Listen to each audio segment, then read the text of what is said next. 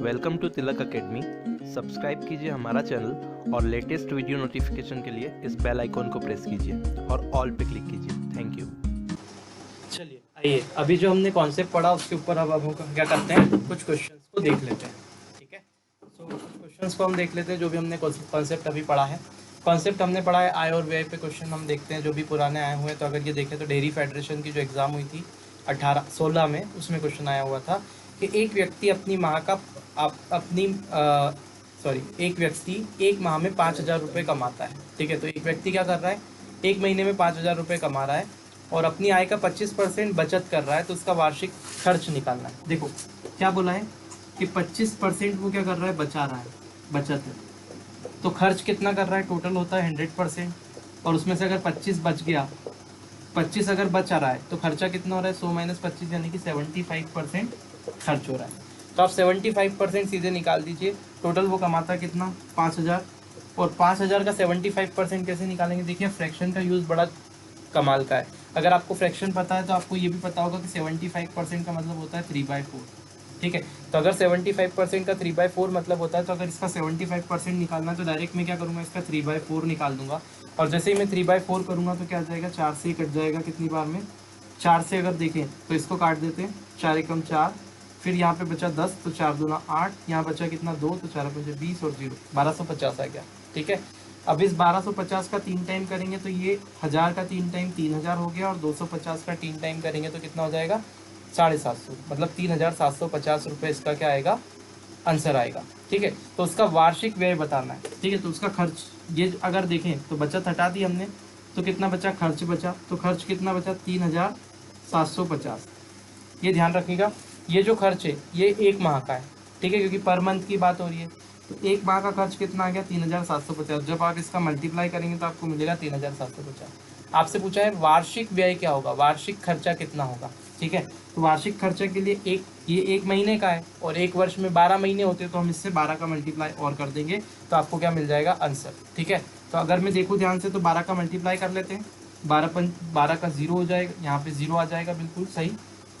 12 पंजे 60, 0, यहाँ 6 बचा। 12 सत्ती कितना होगा, 84, 84 में आप 6 जोड़ेंगे 90, यहाँ 9 बचा।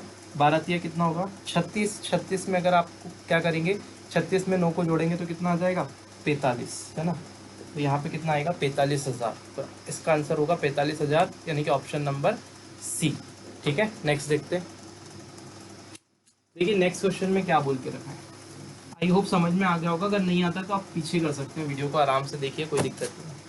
एक व्यक्ति अपने वेतन का 75% खर्च करता है। ठीक है, उसके वेतन में 20% की बढ़ोतरी हुई और उसने अपने खर्च को 10% बढ़ा दिया। उसकी बचत में बढ़ोतरी की प्रतिशतता ज्ञात कीजिए। ये बहुत अच्छा क्वेश्चन है। क्या बोला है, एक व्यक्ति अपने वेतन का 75% खर्च कर देता है। ठीक है भैया, ध्यान से देखिएगा। अगर उसका वेतन 100% है तो उसमें से क्या कर रहा है, 75% तो खर्च कर रहा है। तो अगर 75% खर्च कर दिया तो बचा कितना, 25%। तो इसको मैं लिख देता हूँ, ये उसकी बचत है, ये इसका क्या है, खर्च है, क्योंकि ये खर्च कर रहा है। लिख देता हूँ, ज़्यादा अच्छे समझ में आ जाएगा। और ये इसका वेतन है, इनिशियली ये वेतन मैंने मान लिया। ठीक है, क्लियर है, समझ में आ गया। ठीक है भाई, तो ये हम चीज़ें देख ली। ठीक है, तो आप ये परसेंटेज ना भी माने तो आप 100 मान के कर सकते हैं इस क्वेश्चन को, सीधे 100 मान के। देखो कैसे 100, सपोज कर लो एक आदमी, उसका वेतन 100 है। ठीक है, उसने बोला 75 उसने से खर्च कर दिए, तो 75% खर्च करा, मतलब 100 का 75% 75 होता है, तो 75 खत्म कर दिए, तो बचा कितना, 25 बचा। ठीक है, अभी आप ये वैल्यू को अपने पास रख लीजिए। उसमें आगे क्या बोला है, उसके वेतन में 20% की बढ़ोतरी हुई, तो ये वेतन जो होगा वो 20% बढ़ेगा। सारे अच्छे क्वेश्चन लिए हैं जो आप छोड़ देते हैं लोग। ठीक है, इसका वेतन 20% बढ़ गया, तो अगली कंडीशन क्या हुई, कंडीशन देखते हैं यहाँ पे जो उसने आगे फॉर्म करी है। क्या बोला है, वेतन 20% बढ़ गया, तो 100 पे 20% बढ़ना, यानी कि 100 पे 20 बढ़ना, है ना। मतलब 100 से अगर 20% बढ़ाएंगे तो 100 का 20% कितना होगा, 100 का 20% होता है 20, और बढ़ाएंगे तो 120 हो जाएगा। तो अगर वेतन में 20% की वृद्धि होगी, इसका मतलब ये वेतन 100 से 120 हो गया। ठीक है, आगे क्या बोला है, और अपने खर्चों को 10% बढ़ा दिया, और उसने क्या करा, खर्चे में भी 10% का इंक्रीमेंट कर दिया। तो खर्चे में अगर 10% बढ़ाएगा, मतलब ये क्या है, आपका खर्चा है ना। इस खर्चे को 10% बढ़ाना है, तो आप एक काम कर सकते हैं, इसमें एक एक जीरो और भी लगा सकते हैं अगर चाहे तो। ठीक है, लेकिन चलो मत लगाओ, ऐसे ही देख लो, खर्चे को 10% बढ़ाना। मतलब क्या हुआ, ये खर्चा अभी 75 है, 75 को 10% बढ़ाओ, तो 75 का 10% निकालेंगे 7.5 होता है, और 75 में अगर 10% बढ़ाएंगे तो इसमें क्या करेंगे, 75 जो है उसमें 10% बढ़ाएंगे तो 7.5 और ऐड कर देंगे। जब ऐड करेंगे तो ये कितना बनेगा, 5, 7 और 5 12, एक ये बचा है और ये 8, यानी कि 82.5 बनेगा। मतलब अगर इसमें 10% ये बढ़ा दे, 10% इसमें बढ़ा दे तो ये कितना हो जाएगा, 82.5 हो जाएगा। ठीक है, तो ये इसका खर्चा इतना हो गया। तो भैया वेतन बढ़ा 20%, तो ये हो गया 120, खर्चा बढ़ा 10% तो 82.5 हो गया। आई होप समझ पा रहे होंगे। ठीक है, इतना हो गया। उसके बाद में क्या बोला है, ये बढ़ा दिया, सब हो गया। उसकी बचत में बढ़ोतरी का प्रतिशत ज्ञात कीजिए। तो ये बचत थी वो देखना है कि कितनी बढ़ी यहाँ से। ठीक है, तो आप यहाँ से देखो, यहाँ पे इन दोनों को जोड़, ये आप क्या करोगे, इसमें से इसको घटाएंगे। क्यों, क्योंकि ये जो वेतन बाद में ये वेतन बना, बाद में ये खर्चा बना, तो अगर इसमें से इसको घटाएंगे तो आप पहले देख लो क्या आएगा। तो आपने क्या करना है, 120 में से 82.5 को हटाना है। ठीक है, तो आप अगर 82.5 को हटाएंगे तो कितना बचेगा, यहाँ 5 बचेगा, यहाँ पे आपका 9 बचेगा, 2 में गया तो 7, यहाँ पे 1 बचा, और 11 में से 8 गया तो 2, 27.5 आपके पास में बचने वाला है। 27.5 भी बचेगा, ये गलत हो गया कुछ, हाँ 3, 37.5, सॉरी 37.5 बचेगा। तो यहाँ पे कितना बचा, 37.5। अब आपको देखना है कितनी बढ़ोतरी हुई। ये जो बचा है ये वैल्यू कितनी है, 37.5 आ गई। बहुत ध्यान से देखिएगा, क्वेश्चन बहुत अच्छा था ये, है ना। आप ऐसे करेंगे तो बहुत उल्टा सीधा निकल जाएगा, अगर आप आपकी मेथड से करेंगे तो बहुत बड़ा हो जाएगा। ठीक है, तो मैंने बोला 37.5 बचा, तो अल्टीमेटली क्या हुआ, उसने वेतन को 120 कर दिया 100 से। ठीक है, खर्चे को 10% बढ़ा दिया तो 82.5 हो गया। अब वेतन में से खर्चा माइनस किया तो बचत आई। अब बचत कितनी हुई, तो बचत कितनी बड़ी है वो पूछा है उसने, तो बचत 25 से कितनी हो गई, 37.5 हो गई। यानी कि आप देखेंगे बचत में वृद्धि कितनी हुई, तो 37.5 हो गई, बाद में ये हो गई, और पहले थी 25।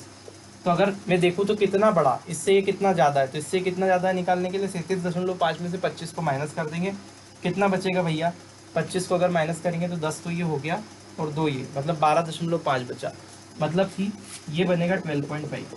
तो आप ये देख रहे हैं कि भैया ये 25 से 37.5 हो गया, मतलब कि 12.5% बढ़ गया, सॉरी 12.5 रुपये बढ़ गया, 12.5 पॉइंट बढ़ गया।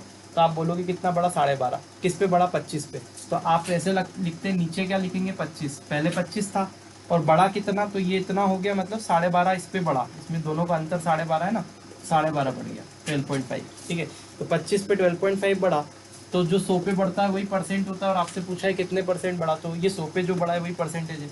आप देखेंगे 12.5 का डबल 25 होता है, तो ये 1 से ये 2 बार में कट जाएगा। ठीक है, 12.5 का डबल 25 होता है, तो ये 1/2 आ गया। इस 2 से इसको काटेंगे तो कितना आ जाएगा, 50, यानी कि इस प्रश्न का आंसर आएगा कितना, 50%। ठीक है, आई होप आपको समझ में आ गया होगा, ऑप्शन नंबर सी। चलिए अगला प्रश्न देखते हैं। ठीक है, मैंने आपको पहले दिन बोला था आपको फ्रैक्शन को याद रखना, अगर आप फ्रैक्शन याद नहीं रखेंगे तो फिर गड़बड़ हो जाएगी, बहुत टाइट हो जाएंगे क्वेश्चन। ठीक है, तो आपको आसानी से बनाना तो फ्रैक्शन याद रखना। देखो अभी ये क्वेश्चन आया हुआ है किसमें, कंबाइंड ग्रुप 4 में आया हुआ था ये क्वेश्चन, है ना। यापम के सारे क्वेश्चन मैंने लिए, तो अच्छे अच्छे क्वेश्चन सारे लिए हैं। तो इसमें देखो ये कैसे बनेगा, तो इसमें क्या बोला है, एक व्यक्ति अपनी राशि का 12.5% खो देता है। खो देता है मतलब घूम गया उसके पास से, तो 12.5% खो दिया। और फिर बोला है शेष, देखो अब शेष लगा हुआ है ना, सेकंड टाइप जो हमने पढ़ा था, शेष का 70% खर्च कर देता है। ठीक है, शेष जो बचा उसका 70% खर्च कर दिया, तो आप उसके पास में कितना बचता है, 210 रुपये बचते हैं। ठीक है, तो आपको बताना है आरंभ में उसके पास कितनी राशि थी। ठीक है, तो आप सपोज कर लीजिए आरंभ में उसके पास एक्स रुपये थे, आरंभ में उसके पास कितनी राशि थी, एक्स। वो वैसे नहीं बताऊंगा मैं, बड़ी मेथड से बहुत आसानी से हो जाएगा। आरंभ में उसके पास एक्स रुपये की राशि थी। अब मैं उसको फ्रैक्शन से कर रहा हूँ, फ्रैक्शन वाले कॉन्सेप्ट से। आप देखिए 12.5%, इसका फ्रैक्शन आपको निकालना है क्या होगा। ठीक है, और एक और क्या दे रखी है वैल्यू, 70%। तो 70% का भी फ्रैक्शन हम देखते हैं।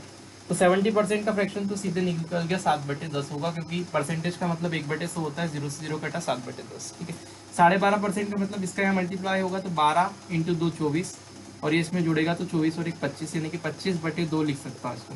और प्रतिशत, अगर 25/2% है तो इस प्रतिशत का मतलब क्या होता है, इस चिन्ह को अगर हटाऊँ तो मैं 1/100 कर सकता हूँ, और ये 25 चौक 100 हो जाएगा, और ये 4 दूना 8 हो जाएगा, मतलब 1/8 आएगा।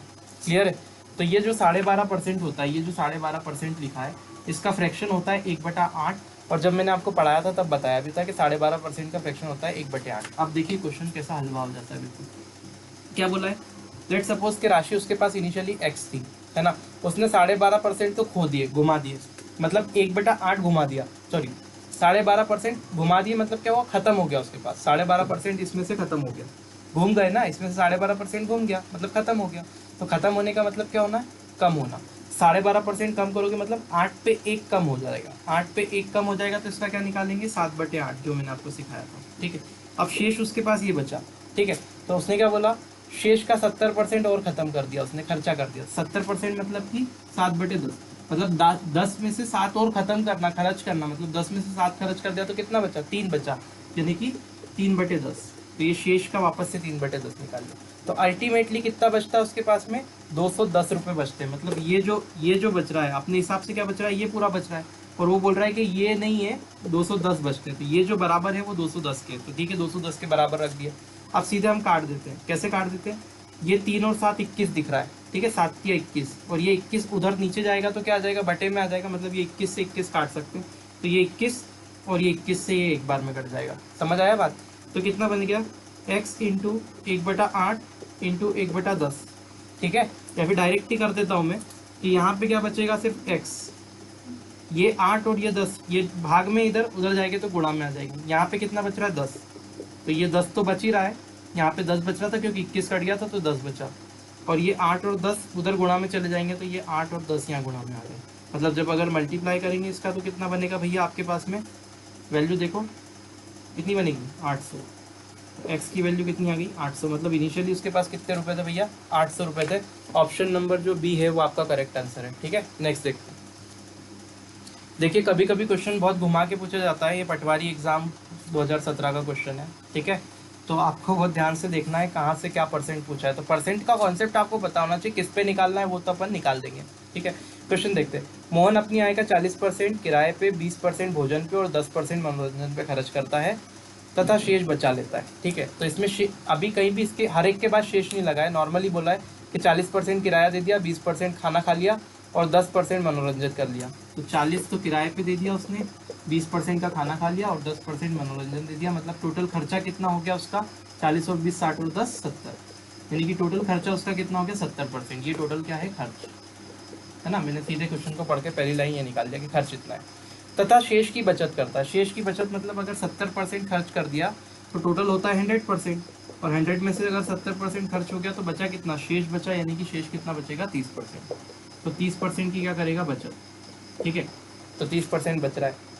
तो आपको क्या बताना है, उसके व्यय के सापेक्ष बचत की प्रतिशतता ज्ञात कीजिए। व्यय के सापेक्ष बचत की प्रतिशतता, व्यय के सापेक्ष बचत की प्रतिशतता मतलब कि जो खर्चा है उसके रिस्पेक्ट में जो सेविंग है, बचत है, उसका कितना परसेंट है वो देखना है। तो खर्चे का कितना परसेंट, तो आप देखो बचत के, खर्च के सापेक्ष पूछा है, व्यय के सापेक्ष, तो खर्चा कितना, 70, तो ये 70%, ठीक है। और उसमें से क्या कर रहा है, 30 बचा रहा है। तो यही मानो आपके 70 में से 30 बचा रहा है। तो ये देखो 70 में से नीचे आएगा 70, और उसमें से बचत के, ये खर्च के सापेक्ष निकालना, तो 70 में से कितना बचा रहा है, 30, 70 में से 30 बचा रहा है। तो जो 100 में से बचाता है वही परसेंट होता है। अगर आप परसेंट लगा रखे तो आप यहाँ पे भी परसेंट लगा दो, परसेंट से परसेंट कट जाएगा, मतलब अल्टीमेटली वही बचेगा कि 70 में से 30 बचा रहा है, तो जो 100 में से निकालते हैं वही परसेंट होता है। इस जीरो से ये जीरो काट देंगे, इसका मल्टीप्लाई करेंगे, कितना आ जाएगा, 300 और अपॉन में 7। 300 को जब आप 7 से भाग देंगे तो आपको मिलने वाला है 42.85%, ठीक है। यही आपका आंसर है और ये है आंसर नंबर बी, सेकेंड वाला आंसर, ठीक है। आइए देखते हैं, चलिए अगला क्वेश्चन देखते हैं। मोहन अपनी आय का 40%, ये वाला तो हो गया हमारा बी। नेक्स्ट देखते हैं। ए का वेतन बी से 30% अधिक है। बी की मासिक आय सी की मासिक आय से 20% कम है। यदि ए और सी की आय के बीच का अंतर 800 रुपये है तो बी की मासिक आय क्या होगी, ठीक है। ये भी बहुत अच्छा क्वेश्चन है, एमपी कांस्टेबल में आया हुआ है 2016 की परीक्षा में, ठीक है। तो अपन देखते हैं। एक आप पहले आपको एक एक लाइन बड़े आराम से पढ़नी और बड़े प्यार से पढ़ाना है, क्वेश्चन को देख के डरना नहीं, बहुत आसानी से कर देंगे चुटकियों में। ए का वेतन बी से 30% अधिक है। सबसे पहले आप क्या करोगे, जो ए का वेतन है वो बी के वेतन से 30% अधिक है, ठीक है। तो आप क्या करो, बी के वेतन को आप क्या मान लो, 100 मान लो। तो ए का वेतन इससे 30% ज़्यादा हो जाएगा, यानी कि 130 हो जाएगा, क्योंकि 100 का 30% 30 होता है और ज़्यादा नहीं, कि 130, ठीक है। समझ में आ गया होगा। फिर बोला है बी की मासिक आय सी की मासिक आय से 20% कम है। ठीक है, तो ये हो गया। अब वेतन और आय एक ही है, दो वर्ड उसने कंफ्यूज करने के लिए यूज़ करें। वेतन और आय का मतलब एक ही होता है। तो यहाँ पे क्या बोला है, ए का जो आय है वो 20 से 30% ज़्यादा है, तो ये बी अगर 100 हुआ तो ए हो गया 130। अब आगे कंडीशन क्या बोली है, बी की मासिक आय सी की मासिक आय से 20% कम है। यानी कि ये जो बी की बात करें, बी की, तो ये बी की जो मासिक आय है वो सी से 20% कम है। यानी कि अगर ये सी के पास 100 है तो बी को कितनी मिलती होगी आय, 80। ध्यान से देखिएगा, अगर ये सी 100 रुपये कमाता है, इसकी मासिक आय 100 हो, तो ये सी अगर 100 रुपये कमाता हो, सी की मासिक आय 100 हो, तो बी की कितनी होगी 80, यानी कि इससे 20% कम, यानी कि 20% कम करेंगे तो 80 मिलेगी। ठीक है, आई होप समझ में आ गया होगा। अब आपसे बोला है ए और सी की आय के बीच जो अंतर है वो 800 रुपये है। ठीक है, तो आपको क्या करना है, देखो यहाँ पे जो बी वाला कॉलम, यहाँ पे बी को 100 मिल रहा है, यहाँ पे बी को 80 मिल रहा है, तो आपको क्या करना है, इन दोनों का कॉलम बिल्कुल सेम कर लेना है, इनको सेम कर लेना है। तो अगर मैं देखूँ तो ए बी सी का एक बहुत अच्छा अनुपात मुझे मिल जाएगा अगर इनको मैं सेम कर लूँ। तो आप सेम कैसे कर सकते हैं पता है, आपको सेम करने के लिए क्या करना है, यहाँ 80 है और यहाँ 100 है, तो दोनों का कुछ क्या करो, या तो 80 का गुणा ऊपर कर दो या 100 का गुणा नीचे कर दो। ठीक है, तो ऐसे हम कर सकते हैं, लेकिन एक काम करते हैं, इसको और आसान करते हैं। ठीक है, आसान करते हैं। देखिए ये क्वेश्चन देखते हैं, इस क्वेश्चन को अगर आप करने जाएंगे ना ऐसे, तो इतना बुरा उलझेंगे कि पता चलेगा कि आ ही नहीं रहा है। ठीक है, इसको हमेशा मेरे तरीके से करिएगा, मतलब कि फ्रैक्शन के तरीके से करिएगा। ठीक है, देखिए कितना अच्छा इस्तेमाल है कि ऐसे बड़े बड़े क्वेश्चन आसाम से कर सकते हैं हम। क्या बोला है, ए का वेतन, अब देखिए यहाँ पे ए का वेतन बी से 30% अधिक है और बी की मासिक आय सी से 20% कम है। अब ये मासिक आय और वेतन दो चीज़ एक साथ यूज़ कर रहा है ये, तो ये मतलब सिर्फ बुद्धू बना रहा है। मतलब ये क्या हो रहा है, मासिक आय और वेतन दोनों एक ही बात होती है, तो अब वो आप आय ही कंसिडर करेंगे। ठीक है, तो बोला है ए का वेतन बी से 30% अधिक है, तो यहाँ पे बोला है ए और बी, ये जो ए है इसका वेतन बी से 30% ज़्यादा है। देखिए ज़्यादा ध्यान से, 30% का मतलब होता है कितना, 3/10 होता है ना, मैंने बताया था 3/10। तो आपसे क्या बोला है, ये ए के पास में इससे 30% ज़्यादा है, बी से 30% ज़्यादा। 30% का मतलब क्या होता है, 3/10, मतलब 10 पे 3 ज़्यादा है। 30% अधिक होने का मतलब 10 पे 3 ज़्यादा है। तो अगर इस बी के पास अगर 10 होगा, बी के पास 10 होगा, तो ए के पास उससे 3 ज़्यादा होगा, यानी कि बी के पास अगर 10 होगा तो ए के पास उससे 3 ज़्यादा होगा, यानी कितना होगा, 13 होगा। आई होप बात समझ में आ गई होगी।